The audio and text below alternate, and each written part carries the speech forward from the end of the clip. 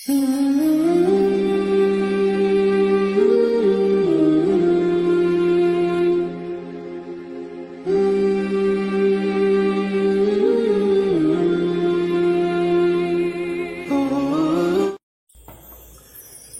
اللہ الرحمن الرحیم نحمدہ ونصلی علی رسول الکریم اما بعد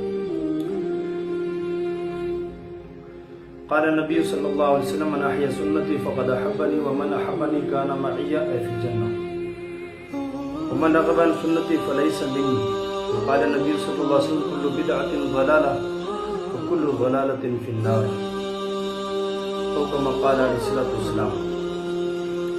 ایک ساتھی نے سوال کیا ہے کہ فوتگی ہوتی ہے اور مستقل ہوتا ہے ہمارے علاقے میں کہ ان کے گھر والوں سے رشتہ داروں نے مطالبہ کیا کہ آپ ہمیں پیسے دیں، ہم مویشی لاتے ہیں، خیرات کرتے ہیں، جانور ذبح کرتے ہیں۔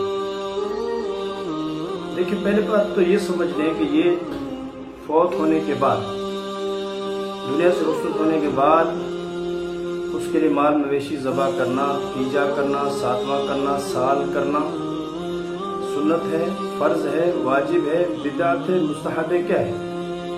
فرض نہیں ہے، اللہ کی طرف سے حکم نہیں ہے، اس کا حضور کا طریقہ نہیں ہے، سنت بھی نہیں ہے، حضور علیہ السلام نے کیا نہیں ہے، یعنی سنت تقریری بھی نہیں ہے، فعلی بھی نہیں ہے کہ آپ علیہ السلام کی زندگی میں صحابہ دنیا سے رخصت ہوئے، شہید ہوئے، اتنی بڑی ہستیاں دنیا سے گئی، کسی ایک کی بھی ایک دفعہ بھی اللہ کے رسول صلی اللہ علیہ وسلم نے اس طرح کا کوئی معاملہ نہیں کیا۔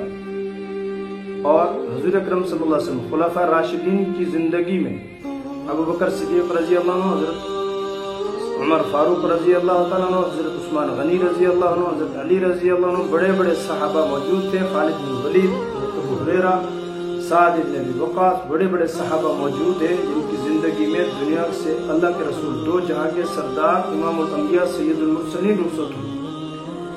آپ کے بعد اس طرح کا کوئی معاملہ نہیں، تیجا، ساتواں، سال، 40واں، کچھ بھی نہیں ہے۔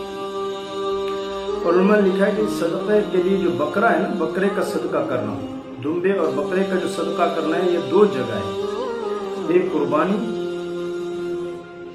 بکر قربانی کرنا، دوسرا صدقہ عقیقے کے لیے، یہ دو سنت ہے، بکرا دمبا ذبح کرنا، بچہ ہے تو دو، بچی ہے تو ایک، قربانی کا جانور اگر واجب ہے تو۔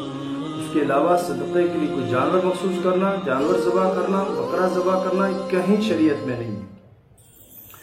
اور پھر یہ اس کو التزام دینا، ضروری سمجھنا، اگر نہ کیا تو اس کو طعن و تشنیع کرنا، یہ بدعت ہے۔ اور اس سے بھی بڑے نقصان کی بات کیا ہے، جو فوت ہونے والا ہے اس کے بچے ہیں، بچیاں ہیں، چھوٹے بچے جو نابالغ ہیں، جب تک وہ بالغ نہیں ہوتے ان کی میراث تقسیم نہیں کی جاتی، اس مال کو ہاتھ لگانا تو حرام ہے۔ پھر حرام سے آپ صدقہ کرتے ہیں، حرام سے آپ خیرات کرتے ہیں۔ صدقہ کا مطلب ہماری زبان میں کہتے ہیں خیرات، وہی صدقہ خیرات ہے۔ تو شرعاً ان کے لیے ذبح کرنا، ان کے لیے جانور خریدنا، خیرات کرنا ہی حرام ہے۔ حرام مال کو خیرات کرنا حرام ہے۔ پھر جو کھانا کھانے جا رہے ہیں ان کے لیے بھی حرام ہے، جیسے سود حرام ہے، رشوت کا مال حرام ہے، کتے کا گوشت حرام ہے، خنزیر کا گوشت حرام ہے، چوری کا گوشت حرام ہے، ظلم سے چھینا ہوا بھی حرام ہے۔ یہ بچوں پر ظلم ہے، ظلم سے چھینا ہوا ہے، یہ ظلم ہے بچوں کے ساتھ، یہ حرام ہے۔ اس کا استعمال کرنا بھی حرام ہے، اس کو کھانا بھی حرام ہے، اس کے ذریعے سے مال خرید کے ذبح کرنا یہ بھی حرام ہے۔ تو کیسے آپ اس پر ثواب کی امید رکھتے ہیں؟ یہ اس لیے کرتے ہیں تاکہ لوگ کیا کہیں گے، یعنی ایک بات تو طے ہوئی کہ لوگ کیا کہیں گے، لوگوں میں لیے کر رہے ہیں۔ پھر بعض نے ایک فلسفہ بنایا ہوا کہ جی اللہ کے نام پہ کر رہے ہیں، کوئی چوری کا بکرا ہے اللہ کے نام پہ ذبح کریں، تو اگر جان بوجھ کے اللہ کے لیے نیت کی تو شاید علماء کفر کا فتویٰ لگا دیں۔ اگر مال حرام کا ہو نا، حرام کا کہیں سے آ گیا، کسی طریقے سے آ گیا، اب توبہ کر لیا، وہ حرام کے مال کو کیا خرچ کریں؟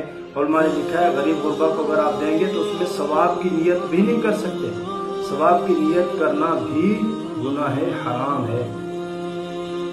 اس لیے ان بدعتوں کو چھوڑ دیں۔